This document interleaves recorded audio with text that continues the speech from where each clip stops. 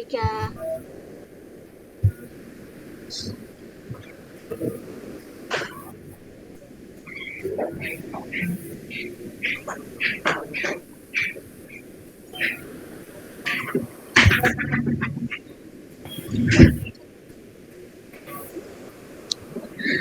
Assalamualaikum warahmatullahi wabarakatuh. Kami dari kelompok 4 akan mempresentasikan hasil kerja kelompok kami terkait model proses bisnis Zachman Framework. Sebelumnya perlu kita ketahui, Zachman Framework ini merupakan kerangka kerja arsitektur perusahaan yang membantu menyelaraskan kebutuhan IT dan bisnis. Framework ini terdiri dari matriks klasifikasi 2 dimensi yang memadukan pertanyaan umum seperti what, where, when, why, who, and how. Berikut ini merupakan penjelasan masing-masing komponen dalam konteks sistem manajemen inventory. Di sini terdapat tabel, di mana bagian samping ini merupakan pertanyaan umum 5W1H, dan untuk bagian atasnya ini merupakan komponen-komponen sistem manajemen inventory. Yang pertama, what atau apa yang dilakukan dalam sistem ini. Dari pihak planner atau scope, daftar, barang, stok, laporan, dan kategori. Untuk pihak owner atau bisnis model, kebutuhan untuk mencatat dan memantau stok barang. Dari pihak desainer atau sistem model, struktur data, barang, stok, kategori, dan laporan. Untuk pihak builder atau teknologi model, database dan tabel untuk barang, stok, dan laporan. Dari pihak programmer atau komponen, modul pencatatan barang, pengurangan stok otomatis. Dan untuk pihak user atau working, pengguna dapat melihat stok, kategori, dan laporan secara real time. Yang kedua, ada how atau bagaimana sistem ini bekerja. Dari pihak planner, scope, sistem penerimaan dan pengeluaran barang. Untuk owner atau business model, atur bisnis dari penerimaan hingga pengeluaran barang. Dari desainer atau sistem model, sistem diagram aktivitas penerimaan dan pengeluaran barang. Dari pihak builder atau teknologi model, pengembangan fitur penerimaan dan pengeluaran barang. Dan dari pihak programmer, pengkodaan algoritma untuk mencatat penerimaan dan pengeluaran barang. Dan dari pihak user atau working, proses otomatis saat barang masuk dan keluar.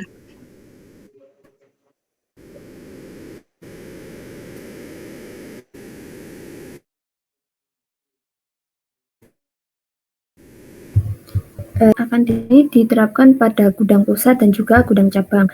Lalu pada owner, sistem ditempatkan di penempatan barang di gudang pusat dan juga cabang. Untuk desainer, itu di lokasi barang tercatat dalam sistem.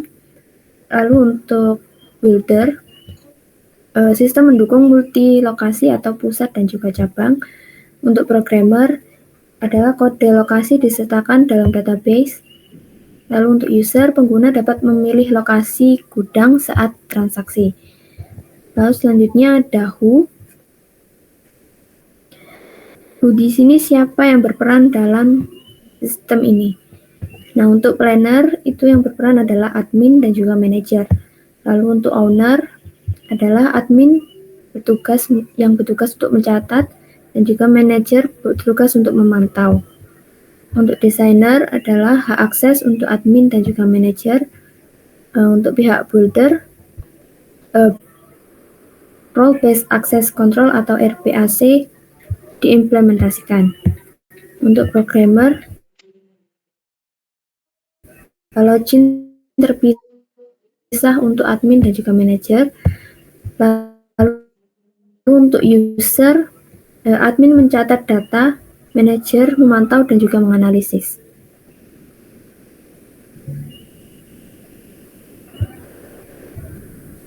Baik, selanjutnya dimensi when atau kapan sistem ini digunakan. Yang pertama untuk planner, saat penerimaan barang, pengeluaran barang, update stok. Kemudian untuk Untuk owner business model digunakan saat proses berlangsung, saat barang masuk, keluar, atau diperbarui. Lalu untuk desainer, log aktivitas tiap transaksi tersimpan otomatis. Untuk builder,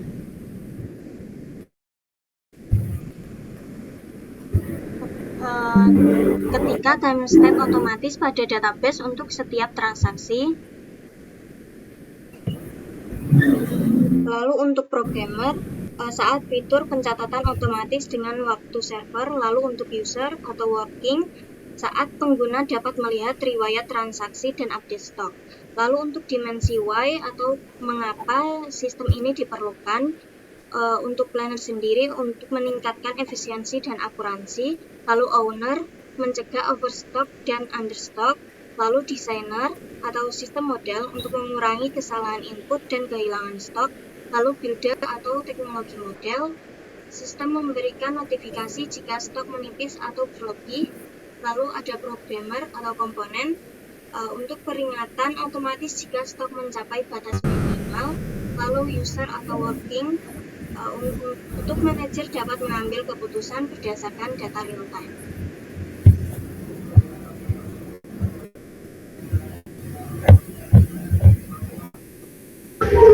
Oke, selanjutnya ini adalah diagram dari distribusi ke produksi. Kita bisa lihat di sini tuh setelah bahan baku lolos scanning, itu bisa melakukan beberapa proses. Yang pertama itu pengiriman ke produksi, di mana tuh untuk mengirimkan bahan baku yang telah diperiksa ke bagian produksi, sehingga nanti pengelola permintaan nantinya menuju pada menangani permintaan bahan baku yang diperlukan oleh bagian produksi, itu untuk mengacu pada supplier. Selanjutnya pada manajemen inventory ini tuh ada 3 bagian. Pembagiannya itu ada pengadaan bahan baku, pemeriksaan bahan baku, dan distribusi ke produksi. Untuk pengadaan bahan baku sendiri itu menuju kepada pengiriman pesan kepada supplier. Selanjutnya tiap bahan baku sesuai untuk melakukan scanning spesifikasi. Dilanjutkan lagi, supplier dapat menerima bahan bakunya. Untuk manajemen dari pemeriksaan bahan baku itu akan melakukan scanning jenis dan jumlah barangnya. Lanjut untuk konfirmasi ketersediaan jika barang itu tidak sesuai. Dilanjut dengan pemeriksaan kualitas. Dan yang terakhir untuk requesting distribusi ke produksi, yang dimana tuh itu selaku distribusi inventory akan melakukan pengiriman kepada produksi ataupun supplier dan akan memperoleh permintaan dari produksi. Cukup.